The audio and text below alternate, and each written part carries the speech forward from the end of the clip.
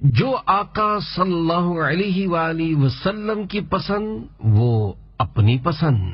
الحمدللہ رب العالمین والصلاة والسلام علی خاتم النبیین، اما بعد فاعوذ باللہ من الشیطان الرجیم، بسم اللہ الرحمن الرحیم۔ جو آقا صلی اللہ علیہ وآلہ وسلم کی پسند وہ اپنی پسند۔ دعائے عطار۔ یا رب کریم، جو کوئی 25 صفحات کا رسالہ جو آقا صلی اللہ علیہ وآلہ وسلم کی پسند وہ اپنی پسند پڑھ یا سن لے، اسے صحابہ کرام علیہم رضوان کے عشق رسول سے حصہ عطا کر اور اس کو ماں باپ اور خاندان سمیت جنت الفردوس میں بے حساب داخلہ نصیب فرما، آمین بجاہ خاتم النبیین صلی اللہ علیہ وآلہ وسلم۔ درود شریف کی فضیلت۔ فرمان آخری نبی صلی اللہ علیہ وآلہ وسلم، جس نے مجھ پر 100 مرتبہ درود پاک پڑھا، اللہ پاک اس کی دونوں آنکھوں کے درمیان لکھ دیتا ہے کہ یہ نفاق اور جہنم کی آگ سے آزاد ہے اور اسے بروز قیامت شہداء کے ساتھ رکھے گا۔ صلو علی الحبیب صلی اللہ علی محمد۔ چادر آگ میں ڈال دی۔ حضرت سیدنا عمرو بن شعیب رضی اللہ عنہ فرماتے ہیں، ایک مرتبہ میں نبی کریم صلی اللہ علیہ وآلہ وسلم کی خدمت میں حاضر ہوا۔ میرے اوپر کسم کے رنگ میں ہلکی سی رنگی ہوئی ایک چادر تھی۔ یہ دیکھ کر آپ صلی اللہ علیہ وآلہ وسلم نے مجھ سے ارشاد فرمایا، یہ کیا اوڑھ رکھا ہے؟ مجھے سوال سے ناگواری کے آثار معلوم ہوئے۔ جب میں گھر والوں کے پاس واپس پہنچا تو انہوں نے چولہا جلائے رکھا تھا، چنانچہ میں نے وہ چادر اس میں ڈال دی۔ دوسرے روز جب بارگاہ رسالت میں حاضر ہوا تو پیارے آقا صلی اللہ علیہ وآلہ وسلم نے پوچھا، وہ چادر کہاں ہے؟ میں نے عرض کیا، یا رسول اللہ صلی اللہ علیہ وآلہ وسلم، وہ تو میں نے آگ میں ڈال دی۔ ارشاد فرمایا، تم نے وہ چادر عورتوں کو کیوں نہ پہنا دی؟ عورتوں کو پہنا دینے میں کوئی حرج نہ تھا، مکان توڑ کر برابر کر دیا۔ حضرت سیدنا انس رضی اللہ عنہ سے روایت ہے کہ ایک مرتبہ رسول اللہ صلی اللہ علیہ وآلہ وسلم اپنے دولت کدے سے باہر کہیں تشریف لے جا رہے تھے تو راستے میں ایک اونچا مکان دیکھا جو گنبد نما بنا ہوا تھا۔ آپ صلی اللہ علیہ وآلہ وسلم نے صحابہ کرام رضی اللہ عنہم سے پوچھا، یہ کیا ہے؟ انہوں نے عرض کی، یہ فلاں انصاری کا مکان ہے۔ یہ سن کر آپ صلی اللہ علیہ وآلہ وسلم خاموش ہو گئے۔ کسی دوسرے وقت جب وہ انصاری بارگاہ رسالت میں حاضر ہوئے اور سلام عرض کیا تو سرکار مدینہ صلی اللہ علیہ وآلہ وسلم نے جواب مرحمت نہ فرمایا۔ وہ سمجھے کہ شاید آپ صلی اللہ علیہ وآلہ وسلم کی توجہ نہیں ہے، لہذا دوبارہ سلام عرض کیا، مگر دوسری بار بھی جواب نہ ملا۔ اب وہ گھبرا گئے اور وہاں موجود صحابہ کرام رضی اللہ عنہم سے کہنے لگے، خدا کی قسم، میں رسول اللہ صلی اللہ علیہ وآلہ وسلم کو ناراض پاتا ہوں۔ صحابہ کرام رضی اللہ عنہم نے انہیں بتایا کہ رسول اللہ صلی اللہ علیہ وآلہ وسلم باہر تشریف لے گئے تھے تو راستے میں تمہارے مکان کو دیکھ کر پوچھا تھا کہ یہ کس کا ہے، یعنی ہمارا اندازہ یہی ہے کہ تم سے ناراضی کا سبب تمہاری تعمیر کردہ بلند عمارت ہے۔ یہ سن کر وہ انصاری اپنی عمارت کی طرف لوٹے اور اسے ڈھا کر زمین بوس کر دیا۔ اتفاق سے ایک بار پھر سرکار مدینہ صلی اللہ علیہ وآلہ وسلم کا اسی مقام سے گزر ہوا تو دیکھا وہ قبہ وہاں نہیں ہے۔ اس کے بارے میں پوچھا تو صحابہ کرام رضی اللہ عنہم نے عرض کی، یا رسول اللہ صلی اللہ علیہ وآلہ وسلم، جب ہم نے اس انصاری کو بتایا کہ رسول اللہ صلی اللہ علیہ وآلہ وسلم نے تمہارے مکان کو دیکھ کر ناپسندیدگی کا اظہار فرمایا ہے اور اس وجہ سے تمہارے سلام کا جواب بھی نہیں دیا، تو انہوں نے اپنے مکان کو اس طرح گرایا کہ اس کا نام و نشان باقی نہ رہا۔ رسول اللہ صلی اللہ علیہ وآلہ وسلم نے ارشاد فرمایا، ہر تعمیر انسان پر وبال ہے سوائے اس کے جو سخت ضرورت اور مجبوری کی ہو۔ پیارے پیارے اسلامی بھائیوں، دیکھا آپ نے صحابہ کرام رضی اللہ عنہم پیارے آقا مکی مدنی مصطفیٰ صلی اللہ علیہ وآلہ وسلم سے کس قدر محبت کیا کرتے تھے کہ جو بات پیارے آقا صلی اللہ علیہ وآلہ وسلم کو ناگوار گزرتی صحابہ کرام رضی اللہ عنہم اسے بالکل جڑ ہی سے ختم کر دیا کرتے تھے، جیسا کہ سیدنا عمرو بن شعیب رضی اللہ عنہم کی چادر سرکار صلی اللہ علیہ وآلہ وسلم کو ناگوار گزری تو انہوں نے اپنی اس چادر کو آگ میں ڈال کر ختم کر دیا۔ اسی طرح جب ایک انصاری کے مکان کو قبہ نما ہونے کی وجہ سے سرکار صلی اللہ علیہ وآلہ وسلم نے ناپسند فرمایا تو انہوں نے اپنے مکان کو بالکل ملیا میٹ کر دیا۔ شریعت سرکار صلی اللہ علیہ وآلہ وسلم کی پسند کی ہے۔ سرکار جو کہیں، جو چاہیں، جو فرمائیں، جو پسند کریں، جو ناپسند کریں، شریعت کے احکامات اسی پر مرتب ہوتے ہیں۔ ہماری حالت ذات، آپ نے صحابہ کرام رضی اللہ عنہم کا جذبہ اطاعت اور عشق و الفت ملاحظہ کیا؟ اب ذرا اپنا جذبہ بھی دیکھ لیجئے اور غور کیجئے کہ ایک طرف وہ بھی مسلمان تھے اور دوسری طرف ہم بھی مسلمان ہیں، لیکن ہمارے اور ان کے درمیان کتنا واضح فرق ہے۔ انہوں نے ایسا ولولہ، جذبہ، عزت، ہمت، جرت اور طاقت پائی تھی کہ جدھر جاتے کامیابی آگے بڑھ کر انہیں گلے لگاتی اور منزل چل کر ان کے قدموں سے لپٹ جاتی، جبکہ دوسری طرف ہم جیسے مسلمان ہیں کہ جدھر جاتے ہیں منزل دور ہوتی چلی جاتی ہے۔ دیکھیے، ان کے سردار بھی مدینے کے تاجدار صلی اللہ علیہ وآلہ وسلم تھے اور ہمارے سردار بھی مدینے کے تاجدار صلی اللہ علیہ وآلہ وسلم ہیں، لیکن وہ اطاعت شعار تھے جبکہ ہم نافرمان ہیں۔ وہ اطاعت شعار ہونے کی وجہ سے معزز ٹھہرے جبکہ ہم نافرمان ہونے کے باعث رسوا ہوئے۔ کسی نے کیا خوب کہا ہے، وہ معزز تھے زمانے میں مسلمان ہو کر اور تم خوار ہوئے تارک قرآن ہو کر۔ اے مسلمانوں، یاد رکھو، تم اس وقت تک کامیاب نہیں ہو سکتے جب تک پیارے آقا صلی اللہ علیہ وآلہ وسلم کی پسند کو اپنی پسند پر ترجیح نہیں دو گے۔ دیکھو، اللہ پاک کے پیارے رسول صلی اللہ علیہ وآلہ وسلم کو نماز پسند ہے جبکہ غافل مسلمان کو نیند پسند ہے۔ مؤذن پکار پکار کر اعلان کرتا ہے، الصلاۃ خیر من النوم، یعنی نماز نیند سے بہتر ہے، مگر آج کا مسلمان چادر تانے سویا رہتا ہے۔ پیارے آقا صلی اللہ علیہ وآلہ وسلم نے ارشاد فرمایا، جعلت قرۃ عینی فی الصلاۃ، یعنی میری آنکھوں کی ٹھنڈک نماز میں بنائی گئی ہے۔ لیکن افسوس، آج کے غافل مسلمانوں کو رسول اللہ صلی اللہ علیہ وآلہ وسلم کی مبارک آنکھوں کی ٹھنڈک سے کوئی سروکار نہیں۔ رسول اللہ صلی اللہ علیہ وآلہ وسلم کی آنکھوں کی ٹھنڈک نماز میں ہے، مگر غافل مسلمانوں کی آنکھوں کی ٹھنڈک فلمیں، ڈرامے دیکھنے اور بدنگاہی کرنے میں ہے۔ افسوس، ہم نے رسول اللہ صلی اللہ علیہ وآلہ وسلم کی پسند کو عملی طور پر اپنی پسند نہیں بنایا۔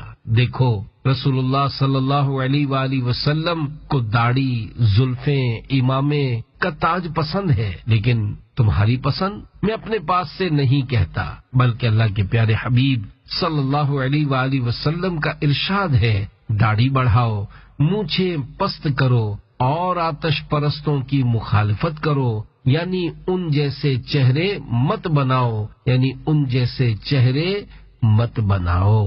آج اگر کوئی زلفیں رکھے اور چہرے پر سنت کے مطابق ایک مٹھی داڑھی سجائے تو خود کو مسلمان کہلانے والے بدقسمتی سے اسے حقارت کی نظر سے دیکھتے اور ملا کہہ کر اس کا مذاق اڑاتے ہیں۔ ایسا حلیہ اپنانے پر ماں کڑتی ہے اور باپ اس پر بگڑتا ہے۔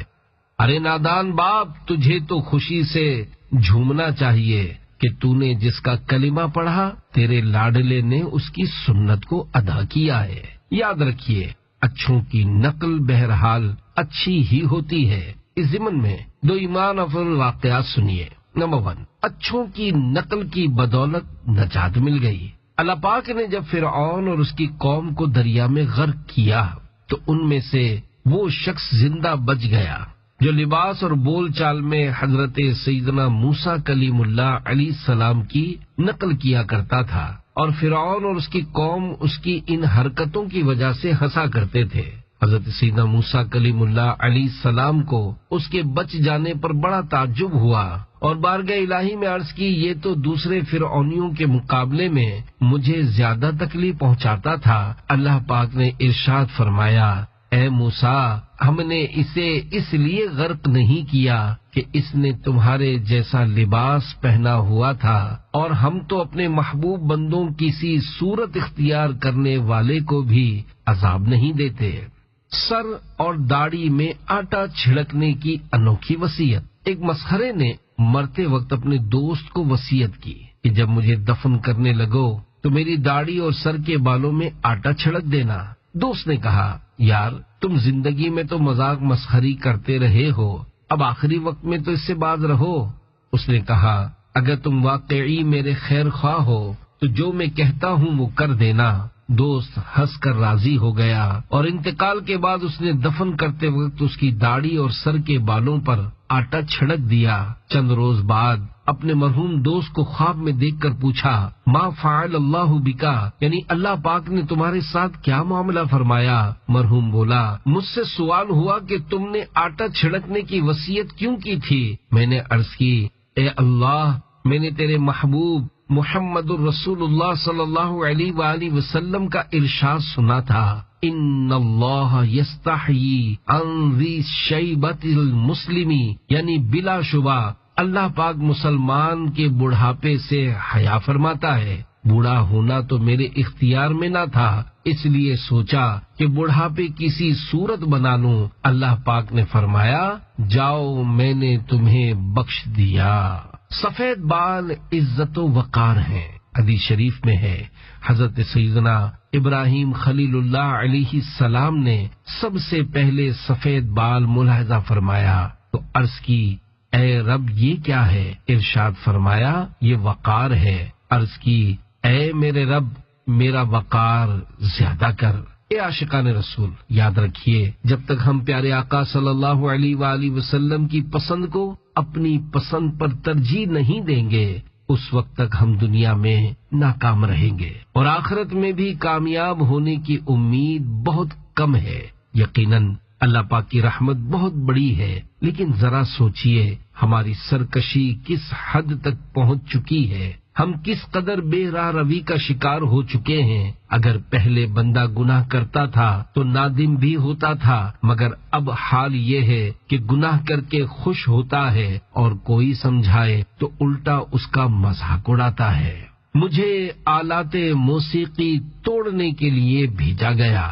پیارے پیارے اسلامی بھائیوں، آج کل دیگر گناہوں کی طرح موسیقی بھی بہت عام ہو چکی ہے، حالانکہ حدیث پاک میں اس کی مذمت بیان کی گئی ہے، جیسا کہ سرکار مدینہ منورہ سردار مکہ مکرمہ صلی اللہ علیہ وآلہ وسلم کا ارشاد پاک ہے، مجھے آلات موسیقی کو توڑنے کے لیے بھیجا گیا ہے۔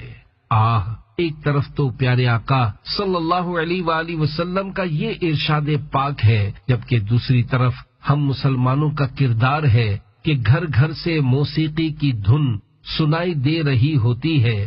کون سا گھر ایسا ہے جس میں گانے باجے نہیں بجتے؟ کون سا گھر ایسا ہے جس میں فلمیں ڈرامے نہیں دیکھے جاتے؟ جتنا سرمایہ زیادہ ہوتا ہے بندہ رب سے اتنا ہی غافل ہو جاتا ہے، دن رات اس کو مال کی فکر کھائے جاتی ہے، پھر ڈاکوؤں کا خطرہ الگ رہتا ہے، ٹیکسیشن ڈپارٹمنٹ اس کے گھر کا چکر کاٹ رہے ہوتے ہیں۔ بعض مالدار بیچارے اپنے مال کی فکر میں اس قدر مبتلا ہوتے ہیں کہ اپنی جان سے بھی ہاتھ دھو بیٹھتے ہیں۔ اس ضمن میں ایک عبرت انگیز واقعہ سنیے۔ مال کی فکر میں ایک تاجر کی موت۔ پاکستان میں ایک عجیب واقعہ ہوا کہ ایک مالدار شخص کو ٹیکس ڈپارٹمنٹ کی طرف سے 1 کروڑ روپے ٹیکس ادا کرنے کا آفیشلی نوٹس بھیجا گیا۔ اس نے آفیسر سے رشوت کی بارگیننگ شروع کر دی تاکہ کم سے کم میں جان چھوٹ جائے۔ اسے کہا گیا کہ اگر آپ آفیشلی طور پر ٹیکس ادا کرنا چاہتے ہیں تو آپ کو پورے 1 کروڑ روپے ادا کرنے ہوں گے، اور اگر پچھلے دروازے سے دینا چاہتے ہیں یعنی رشوت کا لین دین کر کے تو آدھوں میں کام ہو جائے گا۔ وہ مالدار شخص شاید 30 لاکھ رشوت دینے پر رضامند تھا۔ الغرض بات نہیں بن پائی اور آفیسرز چلے گئے۔ دیکھیے، ایک طرف مسلمانوں کی یہ حالت ہے کہ رشوت کا لین دین کر رہے ہیں، جبکہ دوسری طرف رسول اللہ صلی اللہ علیہ وآلہ وسلم کا فرمان عبرت نشان ہے، الراشی والمرتشی کلاہما فی النار، یعنی رشوت لینے والا اور دینے والا دونوں جہنمی ہیں۔ لیکن افسوس، آج کے مسلمانوں کو اس طرح کی وعیدوں سے کہاں ڈر لگتا ہے۔ بہرحال اس مالدار شخص کو رات بھر یہ فکر کھائے جا رہی تھی کہ اس سے بطور رشوت 50 لاکھ روپے مانگے جا رہے ہیں۔ بالآخر اسی سوچ و بچار میں بظاہر اسے نیند نے آ لیا۔ جب صبح ہوئی تو گھر والوں نے اسے جگانے کی خوب کوشش کی، لیکن پتہ چلا کہ 50 لاکھ کی فکر میں اس کا ہارٹ فیل ہو گیا ہے اور اب وہ ہمیشہ کی نیند سو چکا ہے۔ پیارے پیارے اسلامی بھائیوں، دیکھا آپ نے دولت اس مالدار شخص کے کیا کام آئی۔ یاد رکھیے، دولت کسی کو موت سے نہیں بچا سکتی۔ اگر دولت کسی کو بچا سکتی تو قارون جیسی دولت آج کسی کے پاس نہیں۔ قارون اتنا مالدار تھا کہ اس کے خزانے کی چابیاں ایک بہت بڑی جماعت اٹھاتی تھی۔ کہا جاتا ہے کہ وہ جماعت 40 افراد پر مشتمل تھی۔ ذرا سوچئے، جس کے خزانے کی چابیاں ایک جماعت اٹھاتی ہو، اس کا خزانہ کتنا ہوگا، لیکن وہ خزانہ اس کے کام نہ آیا۔ قارون کا عبرت ناک انجام۔ جب حضرت موسیٰ کلیم اللہ علیہ السلام نے اللہ پاک کے حکم پر قارون سے زکوٰۃ کا مطالبہ کیا تو وہ اس کی ادائیگی کے لیے تیار نہ ہوا، ہیلے بہانوں سے کام لینے لگا اور آخر کار زکوٰۃ کا انکار کرتے ہوئے کہنے لگا، واہ، جب مال میں نے کمایا ہے تو تمہیں کیسے دے دوں۔ پھر اس نے ایک عورت کو مال و دولت دے کر اس بات کے لیے تیار کیا کہ جب موسیٰ علیہ السلام لوگوں کو جمع کر کے واعظ فرما رہے ہوں، اس وقت وہ ان پر اپنے ساتھ برائی کرنے کا الزام لگائے اور یوں معاذ اللہ عوام کے سامنے انہیں رسوا کر دے۔ ایک دن جب حضرت موسیٰ علیہ السلام لوگوں کو جمع کر کے واعظ و نصیحت فرما رہے تھے، عین اسی وقت قارون نے آپ علیہ السلام کو ٹوکا اور کہا کہ فلاں عورت کے ساتھ آپ نے معاذ اللہ برائی کی ہے۔ حضرت موسیٰ علیہ السلام اس بات پر بہت رنجیدہ ہوئے اور فرمایا، اس عورت کو میرے سامنے لاؤ۔ جب وہ عورت تصدیق کے لیے بلائی گئی تو حضرت موسیٰ علیہ السلام نے جلال بھرے انداز میں فرمایا، سچ سچ بتاؤ، حقیقت کیا ہے؟ وہ عورت کانپ اٹھی اور اس نے سچ سچ بتا دیا کہ مجھے قارون نے کثیر مال و دولت دے کر آپ پر بہتان لگانے کے لیے تیار کیا ہے۔ اس وقت حضرت موسیٰ علیہ السلام آپ دیدہ ہو کر سجدے میں چلے گئے اور سجدے کی حالت میں آپ علیہ السلام نے دعا مانگی، اے اللہ، قارون پر اپنا قہر و غضب نازل فرما دے۔ اس کے ساتھ ہی حضرت موسیٰ علیہ السلام نے یہ اعلان بھی کر دیا کہ میرے ساتھی میری طرف اور قارون کے چاہنے والے قارون کی طرف ہو جائیں۔ تو سوائے 2 خوشامد خور اور چاپلوس افراد کے سبھی لوگ آپ علیہ السلام کی طرف آ گئے۔ اب حضرت موسیٰ علیہ السلام نے زمین کو حکم دیا کہ اے زمین، تو قارون کو پکڑ لے، تو وہ ایک دم گھٹنوں تک زمین میں دھس گیا۔ پھر آپ نے دوبارہ زمین سے یہی فرمایا تو وہ کمر تک دھنس گیا۔ یہ دیکھ کر قارون تل ملانے اور بل بلانے لگا، مگر اس کا رونا دھونا کسی کام نہ آیا اور وہ برابر زمین میں دھستا چلا گیا، یہاں تک کہ بالکل زمین میں دھس گیا۔ جب قارون دھس گیا تو اس کے 2 ساتھی جن پر بدبختی سوار ہو چکی تھی پروپیگنڈا کرنے لگے کہ حضرت موسیٰ علیہ السلام نے قارون کو اس لیے زمین میں دھسایا تاکہ اس کے مکان اور خزانوں پر قبضہ کر لے۔ حضرت موسیٰ علیہ السلام کو پھر جلال آیا اور آپ نے اللہ پاک سے دعا مانگی کہ قارون کا مکان اور خزانہ بھی زمین میں دھس جائے۔ چنانچہ اس کا مکان اور خزانہ بھی زمین میں دھستے گئے اور اب قیامت تک قارون زمین میں دھستا رہے گا اور اس کے ساتھ اس کا خزانہ بھی اس کے سر پر بوجھ بن کر دھستا رہے گا۔ اے عاشقان رسول، پتہ چلا کہ سرمایہ اور مال سراسر وبال ہے اور یہ کسی کو نہیں بچا سکتا۔ یاد رہے دنیا اور آخرت کی کامیابی مالدار ہونے میں نہیں، اللہ پاک اور اس کے پیارے حبیب صلی اللہ علیہ وآلہ وسلم کی اطاعت و فرما برداری میں ہے۔ ہم اس وقت تک کامیاب نہیں ہو سکتے جب تک اللہ پاک اور اس کے پیارے حبیب صلی اللہ علیہ وآلہ وسلم کی پسند کو اپنی پسند پر ترجیح نہیں دیں گے۔ لہذا ہمیں ہر معاملے میں اللہ پاک اور اس کے پیارے حبیب صلی اللہ علیہ وآلہ وسلم کی پسند کو اپنی پسند پر ترجیح دینی چاہیے۔ مثلا ہمارا دل چاہ رہا ہے کہ نماز فجر کے وقت سوئے رہیں اور اپنی نیند پوری کریں، لیکن اللہ پاک اور اس کے پیارے رسول صلی اللہ علیہ وآلہ وسلم نے ہمیں نماز پڑھنے کا حکم دیا ہے، تو اب ہمیں ان کی پسند کو اپنی پسند پر ترجیح دیتے ہوئے نماز پڑھنی چاہیے۔ اسی طرح اگر داڑھی منڈانے کا دل چاہے تو اس معاملے میں بھی دل کی مخالفت کرنی چاہیے اور سنت کے مطابق ایک مٹھی داڑھی رکھنی چاہیے۔ مگر افسوس آج کل کوئی ایسا کرتا ہے، ورنہ ہر طرف نفس و شیطان کی اطاعت کا زور ہے۔ یاد رہے جو نفس کی مخالفت کرتا ہے وہ کامیاب ہوتا ہے، چاہے وہ کوئی بھی ہو۔ اس ضمن میں ایک ایمان افروز واقعہ پیش خدمت ہے۔ چنانچہ مریض خود طبیب بن گیا۔ ایک مرتبہ سیدنا شیخ خواجہ محبوب الہی نظام الدین اولیاء رحمت اللہ علیہ سخت بیمار ہو گئے۔ مریدین نے عرض کیا علی جا، یہاں ایک کافر جھاڑ پھونک کرتا ہے اور اس کا علاج بہت چلتا ہے، اگر حکم ہو تو اس کے پاس لے چلیں۔ فرمایا میں علاج کے لیے کافر کے پاس نہیں جاؤں گا۔ مرض نے مزید شدت اختیار کی اور آپ رحمت اللہ علیہ بے ہوش ہو گئے۔ مریدین اٹھا کر اسی کافر کے پاس لے گئے، اس نے پھونک ماری تو آپ رحمت اللہ علیہ کو ہوش آ گیا اور صحت یاب ہو گئے۔ آپ نے اپنے آپ کو صحت مند پایا تو اس کافر کو دیکھ کر اس سے پوچھا، تمہیں علاج میں یہ ملکہ کیسے حاصل ہوا؟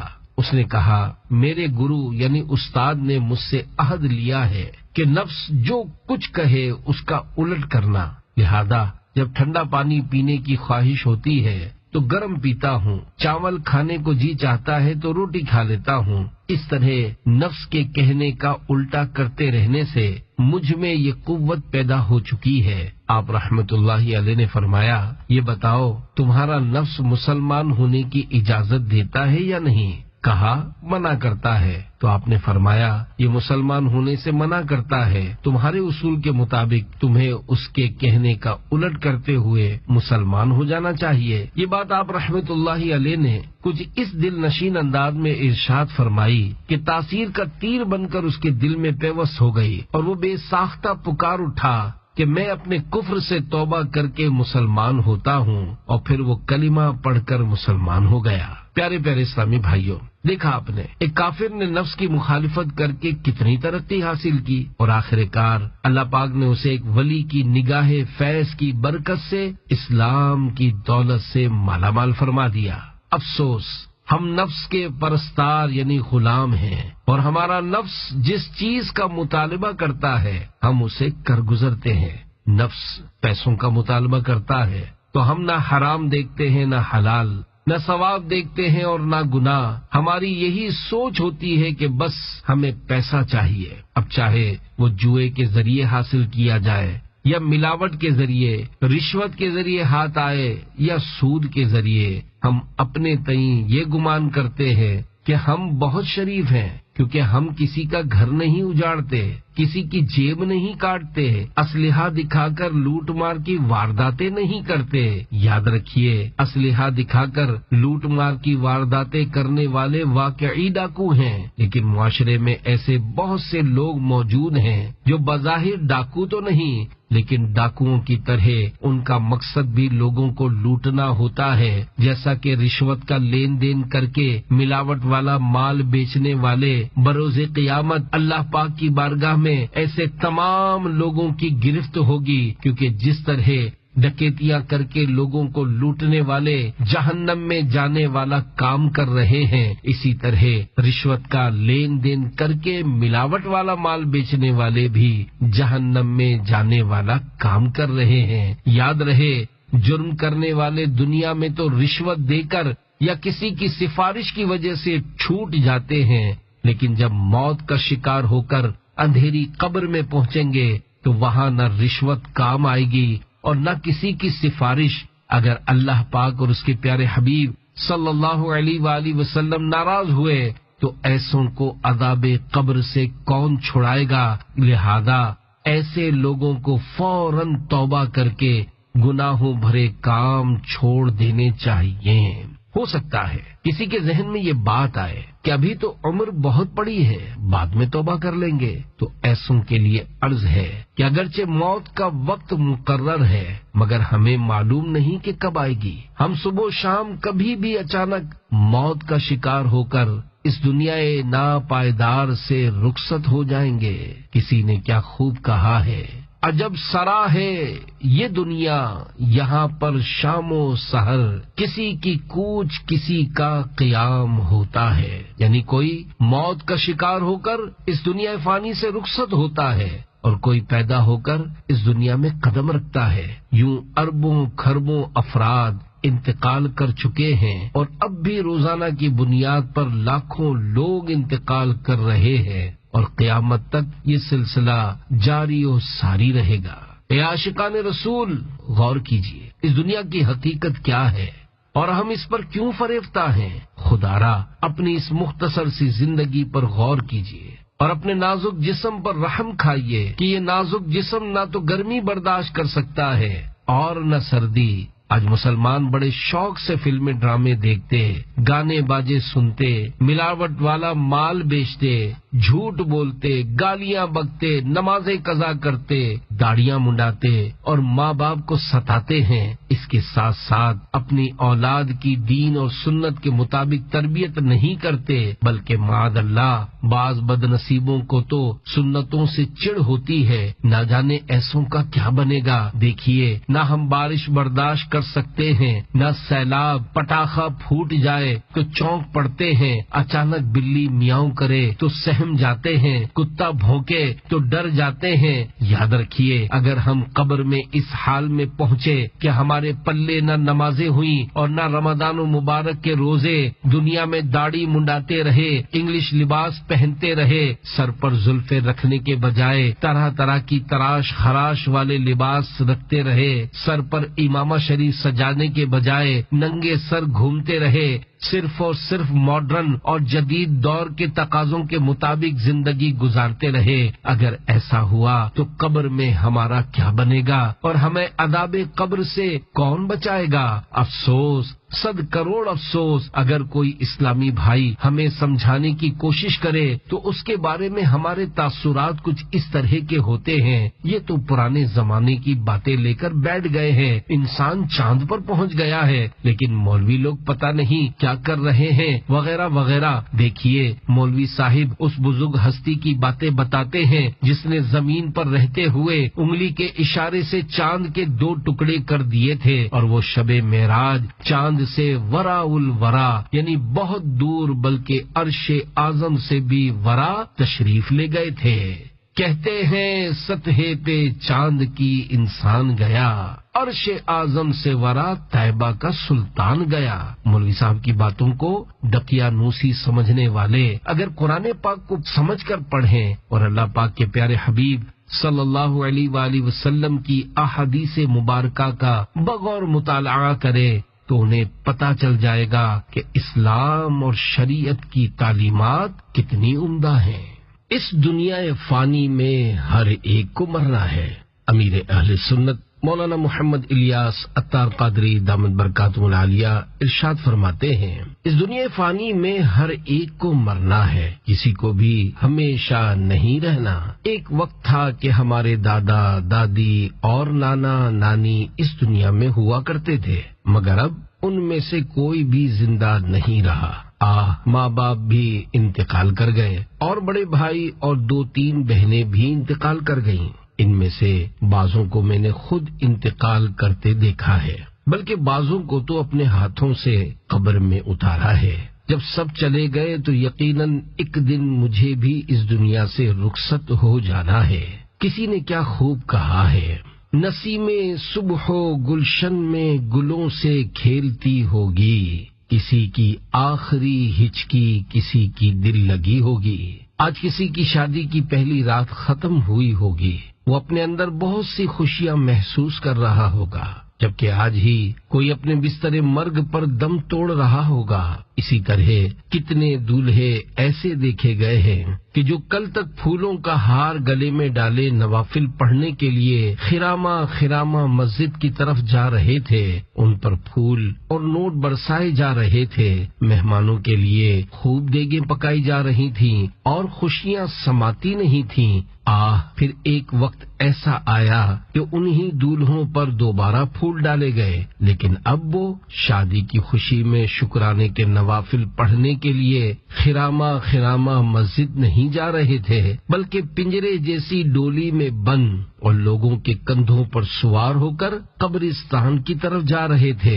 پہلے شادیوں کے موقع پر جن رشتہ داروں اور دوستوں احباب کے لبوں سے ہنسی کے فوارے ابل رہے تھے، آج ان کی آنکھوں سے آنسوؤں کے دھارے چل رہے ہیں۔ اسی ضمن میں ایک نوجوان کا عبرت ناک واقعہ سنیے۔ چنانچہ شادی کی پہلی رات گردے فیل ہو گئے۔ امیر اہل سنت مولانا محمد الیاس عطار قادری دامت برکاتہ العالیہ ارشاد فرماتے ہیں، ہماری برادری کے ایک نوجوان کی بھرپور جوش و خروش کے ساتھ ماڈرن انداز میں شادی ہوئی۔ ابھی اس کی شادی کی پہلی رات ہی تھی کہ اس بیچارے کے دونوں گردے فیل ہو گئے۔ میں عیادت کے لیے ہاسپٹل پہنچا اور اسے دیکھ کر سوچنے لگا کہ اگر یہ زندہ بچ گیا تو شاید نمازی بن جائے اور اپنی آخرت سنوارنے کے لیے تیار ہو جائے، لیکن وہ بیچارہ جاں بر یعنی صحت یاب نہ ہو سکا۔ پیارے پیارے اسلامی بھائیوں، غور کیجئے، وہ نوجوان جس نے چند روز پہلے ہار پہنے تھے اور نوافل پڑھنے کے لیے پیدل چل کر مسجد میں گیا تھا، بیچارے کے گردے فیل ہو گئے اور پھر کچھ ہی دنوں بعد اسے کاندھوں پر سوار کر کے اندھیری قبر میں اتار دیا گیا۔ اے جوانی پر اترانے والو، اے جوانی پر پھول کر خدا کو بھول جانے والو، یاد رکھو ڈھل جائے گی یہ جوانی جس پہ تجھ کو ناز ہے، تو بجا لے چاہے جتنا 4 دن کا ساز ہے۔ فرشتے کی پکار۔ حضرت سیدنا وہب بن منبہ رحمت اللہ علیہ نے فرمایا، میں نے کتاب میں پڑھا ہے کہ چوتھے آسمان پر ایک فرشتہ یہ ندا کرتا ہے، اے 40 سال والو تم کھیتی ہو، ہم تمہاری فصل کاٹیں گے۔ اے 50 سال والو تمہارے لیے وہی ہے جو تم آگے بھیج چکے اور جو پیچھے چھوڑ آئے۔ اے 60 سال والو تمہارے لیے کوئی عذر نہیں، کاش مخلوق کو پیدا نہ کیا گیا ہوتا، اور جب پیدا کر ہی دیا گیا تو اے کاش جان لیتے کہ کیوں پیدا کیے گئے ہیں۔ تمہارے پاس قیامت آنے ہی والی ہے، پس تیاری کر لو۔ پیارے پیارے اسلامی بھائیوں، جس دنیا پر ہم فریفتہ و شیفتہ ہیں اور جس دنیا کے حصول کی خاطر ہم نے حرام و حلال کی تمیز نہیں رکھی، ان قریب وہ ہم سے چھوٹ جائے گی۔ ہمارے درمیان کتنے ہی ایسے افراد موجود ہیں جن کے چہروں سے بڑھاپے کے آثار نمایاں ہیں، اور ان کی حالت یہ ہے کہ ان میں سے کوئی داڑھی منڈا ہے تو کسی نے ایک مٹھی سے کم داڑھی رکھی ہوئی ہے، کسی کی گالیاں بکنے کی عادت ہے تو کوئی بے نمازی ہے۔ ایسوں کو فوراً توبہ کر لینی چاہیے کہ بڑھاپے کے بعد جوانی نہیں آئے گی۔ البتہ اگر کوئی جوان اپنے اندر یہ امنگ رکھتا ہے کہ بڑھاپے میں توبہ کر لوں گا تو یہ الگ بات ہے، مگر اس جوان کی یہ امنگ بھی خام خیالی اور شیطان کی طرف سے دھوکہ ہے، کیونکہ اب بڑھاپا بھی مقدر والے کو میسر آتا ہے، ورنہ بہت سے نوجوان بڑھاپے کی دہلیز پر قدم رکھنے سے پہلے ہی موت کا شکار ہو کر اندھیری قبر میں جا پہنچتے ہیں۔ اس بات کا اندازہ یوں بھی لگایا جا سکتا ہے کہ آپ اپنے محلے یا بستی میں رہنے والے افراد کو دیکھ لیجئے۔ اگر آپ کی بستی کی آبادی 1000 افراد پر مشتمل ہے تو ان میں آپ کو شاید 10 یا 15 بوڑھے اور بوڑھیاں نظر آئیں گی، باقی آبادی جوانوں پر مشتمل ہوگی۔ پتہ چلا اس معاشرے میں 1 یا 2% بوڑھے افراد ہیں، بقیہ لوگ بڑھاپا آنے سے پہلے ہی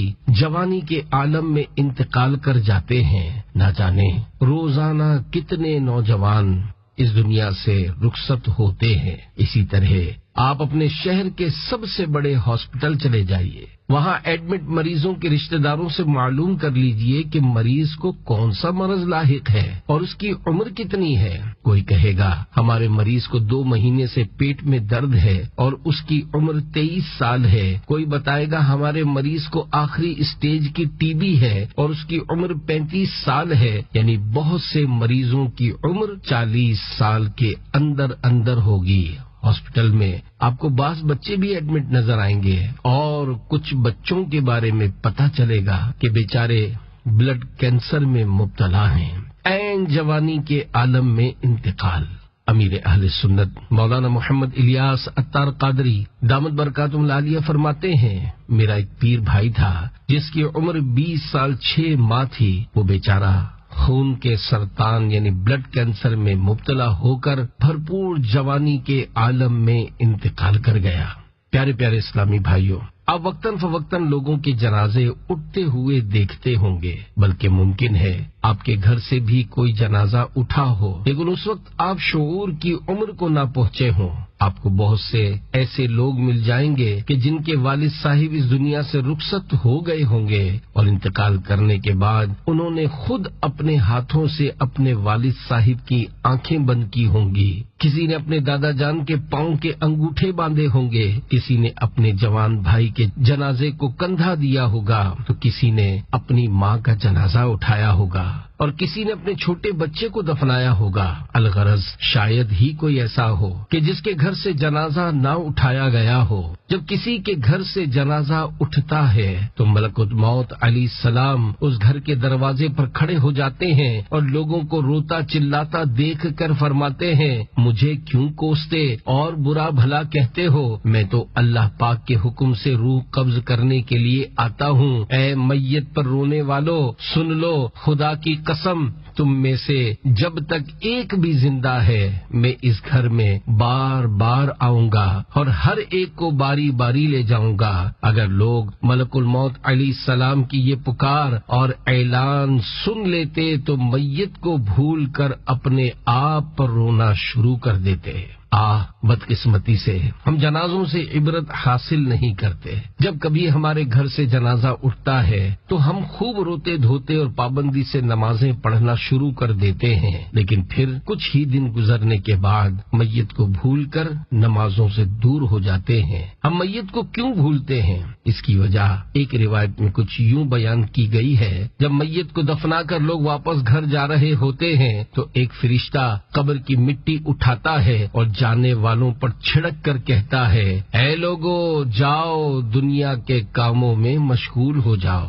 اے عاشقان رسول، جب کوئی انتقال کرتا ہے تو آہستہ آہستہ اس کے انتقال کا غم ختم ہوتا چلا جاتا ہے، یہاں تک کہ ایک وقت ایسا آتا ہے کہ لوگ انتقال کرنے والے اپنے رشتہ داروں، اولاد اور ماں باپ کو بھول کر دنیا کی رنگینیوں میں کھو جاتے ہیں۔ جو مسلمان دنیا سے رخصت ہو چکے، ہمیں ان کے بارے میں سوچنا چاہیے کہ اس وقت ان پر کیسی قسمہ پرسی اور بے کسی چھائی ہوگی۔ غور کیجئے، جب ایک دن ہمیں بھی ہمارے ناز اٹھانے والے اپنے کندھوں پر اٹھائے قبرستان لے جا رہے ہوں گے اور آج ہمیں مسٹر کہنے والے کل مرحوم کہہ کر بلا رہے ہوں گے تو ہم پر کیسی بے کسی چھائی ہوگی۔ اگر اس وقت معاذ اللہ ہمارے پاس نمازیں نہ ہوئیں، رمضان مبارک کے روزے نہ ہوئے، اعمال نامہ قدم قدم پر کیے جانے والے گناہوں سے پر ہوا، اللہ پاک ناراض ہوا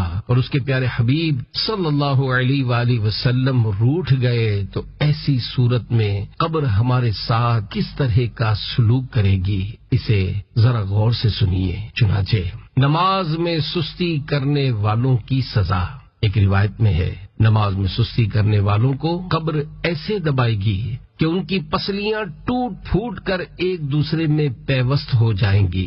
پیارے پیارے اسلامی بھائیوں، یاد رکھیے، عذاب قبر سے نہ کراٹے کا فن بچا سکے گا اور نہ پہلوانی کے داؤ پیچ، نہ باکسنگ کے پنچ، قبر کی گرفت سے بچا پائیں گے اور نہ کسی قسم کا اسلحہ۔ جب قبر دبائے گی تو پسلیاں ٹوٹ پھوٹ کر ایک دوسرے میں گھس جائیں گی۔ یاد رہے، ٹوٹی ہوئی ہڈیاں جوڑنے کے لیے قبر میں نہ کوئی بون اسپیشلسٹ آئے گا اور نہ ہی کوئی میڈیکل سرجن یا حکیم وغیرہ، بلکہ وہاں تو سانپ بچھو لپک لپک کر آ رہے ہوں گے اور آگ بھی بڑھتی چلی جا رہی ہوگی، اور یہ سب رب کریم کی ناراضی کی صورت میں ہوگا۔ دیکھیے، ہم نے دنیا کی گرمی سے بچنے کے لیے تو گھر میں پنکھا اور ایئر کنڈیشنر لگا لیا، لیکن قبر کی گرمی سے بچنے کے لیے نماز کا کوئی اہتمام نہ کیا۔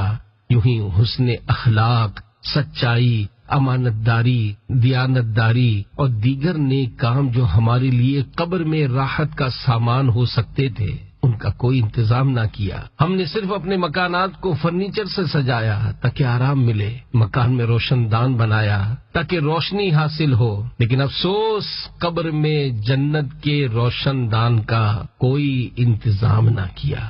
بروز قیامت حسرت و ندامت۔ اے عاشقان رسول، غفلت کی نیند سے بیدار ہو جائیے۔ یاد رکھیے، اگر ہم اللہ پاک اور اس کے پیارے حبیب صلی اللہ علیہ وآلہ وسلم کی اطاعت و فرما برداری نہیں کریں گے تو ہمارا انجام کیا ہوگا؟ اس سلسلے میں اللہ پاک کا سچا کلام غور سے سنیے۔ چنانچہ ارشاد باری تعالی ہے، پارہ 22 سورہ احزاب آیت 66، یوم تقلب وجوہہم فی النار یقولون یا لیتنا اطعنا اللہ واطعنا الرسولا۔ ترجمہ کنز الایمان۔ جس دن ان کے منہ الٹ الٹ کر آگ میں تلے جائیں گے، کہتے ہوں گے، ہائے کسی طرح ہم نے اللہ کا حکم مانا ہوتا اور رسول کا حکم مانا ہوتا۔ کنز ایمان میرے آقا اعلی حضرت عاشق رسول ولی کامل مولانا شاہ امام احمد رضا خان رحمت اللہ علیہ کا ترجمہ قرآن ہے۔ آپ بھی اپنے گھر پر صرف ترجمہ قرآن کنز ایمان ہی رکھیں۔ اے بے نمازیو، تم بھی سنو، اے ماہ رمضان کے روزے قضا کر ڈالنے والو، اے فرض ہونے کے باوجود زکوٰۃ ادا نہ کرنے والو، اے فرض ہو جانے کے باوجود حج ادا نہ کرنے والو، اے ماں باپ کو ستانے والو، اے داڑھی منڈانے یا ایک مٹھی سے کم کروانے والو، اے ویڈیو گیمز کھیلنے اور کھلانے والو، اے فلمیں ڈرامے دیکھنے اور دکھانے والو، اے گانے باجے سننے اور سنانے والو، اے دھوکہ دے کر ملاوٹ کا مال بیچنے والو، اے رشوت کا لین دین کرنے والو، اے سود خوری میں مبتلا رہنے والو، سب غور سے سنو۔ اگر اللہ پاک ناراض ہو گیا، اس کے پیارے حبیب صلی اللہ علیہ وآلہ وسلم روٹھ گئے اور ایمان برباد ہو گیا، تو پھر دنیا کی کوئی طاقت تمہیں عذاب آخرت سے نہیں بچا پائے گی۔ لہذا ابھی موقع ہے، توبہ کا دروازہ کھلا ہے، ابھی توبہ کی جا سکتی ہے، ورنہ بعد میں آپ کی تعلیم، اعلیٰ اسناد، بڑی بڑی ڈگریاں اور آپ کا فن آپ کو عذاب آخرت سے نہیں بچا پائے گا۔ عذاب جہنم میں گرفتار لوگ پہلے تو افسوس و ندامت سے کہیں گے، اے کاش ہم نے اللہ پاک اور اس کے رسول صلی اللہ علیہ وآلہ وسلم کا حکم مانا ہوتا۔ پھر کہیں گے، پارہ 22 سورہ احزاب آیت 67-68، وقالوا ربنا إنا أطعنا سادتنا وكبراءنا فأضلونا السبيلا ربنا آتهم ضعفين من العذاب والعنهم لعنا كبيرا۔ ترجمہ کنز ایمان۔ اور کہیں گے، اے ہمارے رب، ہم اپنے سرداروں اور اپنے بڑوں کے کہنے پر چلے تو انہوں نے ہمیں راہ سے بہکا دیا۔ اے ہمارے رب، انہیں آگ کا دونا یعنی دگنا عذاب دے اور ان پر بڑی لعنت کر۔ دنیا و آخرت میں کامیاب کون؟ اے عاشقان رسول، دنیا آخرت میں کامیاب وہی ہے جو اللہ پاک اور اس کے پیارے حبیب صلی اللہ علیہ وآلہ وسلم کا اطاعت گزار اور فرما بردار ہے۔ جیسا کہ اللہ پاک ارشاد فرماتا ہے، پارہ 22 سورہ احزاب آیت 70-71۔ يا أيها الذين آمنوا اتقوا الله وقولوا قولا سديدا يصلح لكم أعمالكم ويغفر لكم ذنوبكم ومن يطع الله ورسوله فقد فاز فوزا عظيما۔ ترجمہ کنز الایمان۔ اے ایمان والو، اللہ سے ڈرو اور سیدھی بات کہو، تمہارے اعمال تمہارے لیے سنوار دے گا اور تمہارے گناہ بخش دے گا، اور جو اللہ اور اس کے رسول کی فرما برداری کرے اس نے بڑی کامیابی پائی۔ غور کیجئے، ان آیات مبارکہ میں یہ نہیں فرمایا گیا کہ جو matric, inter, B A, B com کر لے یا پھر انجینئر، ڈاکٹر، وکیل یا وزیر بن جائے وہ کامیاب ہے، بلکہ ارشاد فرمایا گیا جو اللہ اور اس کے رسول کی فرما برداری کرے اس نے بڑی کامیابی پائی۔ آج ہم دنیاوی امتحانات میں کامیاب ہونے کی دعا خود بھی کرتے اور دوسروں سے بھی کرواتے ہیں، لیکن اصل امتحان قبر و آخرت کا ہے، اور اس میں کامیاب ہونے کے لیے اللہ پاک اور اس کے رسول صلی اللہ علیہ وآلہ وسلم کی فرما برداری ضروری ہے۔ اپنا یہ ذہن بنا لیجئے کہ ہمیں اللہ پاک اور اس کے پیارے حبیب صلی اللہ علیہ وآلہ وسلم کی پسند کو اپنی پسند پر ترجیح دینی ہے۔ مثلا اگر نفس کہے کہ سردی بہت ہے، وضو کرتے ہوئے ٹھنڈ لگے گی، بعد میں نماز پڑھ لینا، تو اب ہمیں نفس کی مخالفت کرتے ہوئے نماز پڑھنی چاہیے، کیونکہ اللہ پاک نے قرآن مجید میں جگہ جگہ نماز پڑھنے کا حکم دیا ہے، جیسا کہ پارہ 1 سورہ بقرہ آیت نمبر 43 میں ارشاد فرمایا، اقیم الصلاۃ، ترجمہ کنز الایمان، نماز قائم رکھو۔ نیز ہمارے پیارے آقا مکی مدنی مصطفیٰ صلی اللہ علیہ وآلہ وسلم نے بھی بار بار نماز پڑھنے کی ترغیب دلائی۔ یاد رکھیے، جو جان بوجھ کر ایک نماز بھی چھوڑے گا وہ ہزاروں سال جہنم میں رہنے کا مستحق ٹھہرے گا۔ نیز نماز نہ پڑھنے والے رب تعالی کے ناراض ہونے کی صورت میں جہنم میں جائیں گے، اور جب جنتی ان سے پوچھیں گے کہ تمہیں کیا چیز جہنم میں لے گئی، تو وہ جواب دیں گے کہ ہم نماز نہیں پڑھتے تھے، جیسا کہ قرآن پاک میں ہے، پارہ 29 سورہ مدثر آیت 40-43۔ فی جنات یتساءلون عن المجرمین ما سلککم فی سقر قالوا لم نک من المصلین۔ ترجمہ کنز الایمان۔ باغوں میں پوچھتے ہیں مجرموں سے تمہیں کیا بات دوزخ میں لے گئی، وہ بولے ہم نماز نہ پڑھتے تھے۔ دیکھیے، اللہ پاک اور اس کے پیارے رسول صلی اللہ علیہ وآلہ وسلم نے ہمیں نماز پڑھنے کا حکم دیا ہے، جبکہ نفس نماز پڑھنے سے منع کرتا ہے، تو کس کی مانو گے؟ اللہ پاک اور اس کے رسول صلی اللہ علیہ وآلہ وسلم کی مانو گے یا نفس کی؟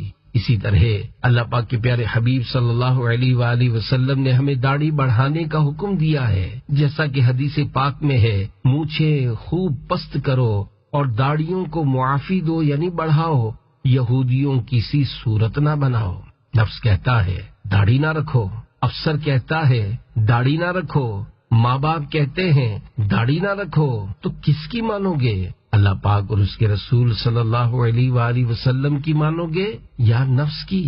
یاد رکھیے، اگر ماں باپ داڑھی رکھنے سے منع کرے تو اس سلسلے میں ان کی بات نہیں مانی جائے گی، کیونکہ جب اللہ پاک کے پیارے حبیب صلی اللہ علیہ وآلہ وسلم نے داڑھی رکھنے کا حکم دیا تو اب داڑھی رکھنا واجب اور منڈانا حرام ہو گیا۔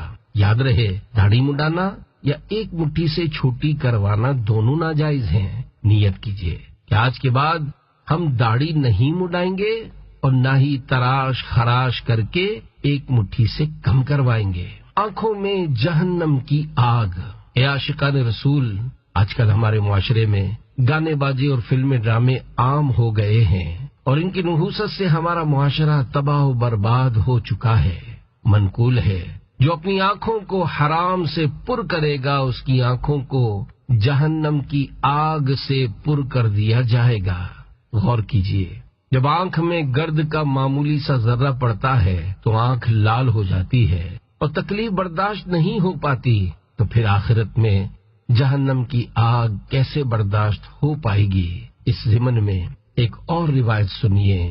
چنانچہ حضرت امام حافظ ابو القاسم سلیمان طبرانی نقل کرتے ہیں، پیارے آقا صلی اللہ علیہ وآلہ وسلم نے خواب میں ایک منظر یہ بھی دیکھا کہ کچھ لوگوں کی آنکھوں اور کانوں میں کیل ٹھکے ہوئے ہیں۔ آپ صلی اللہ علیہ وآلہ وسلم کی خدمت میں عرض کی گئی، یہ وہ لوگ ہیں جو وہ دیکھتے ہیں جو انہیں نہیں دیکھنا چاہیے، اور وہ سنتے ہیں جو انہیں نہیں سننا چاہیے۔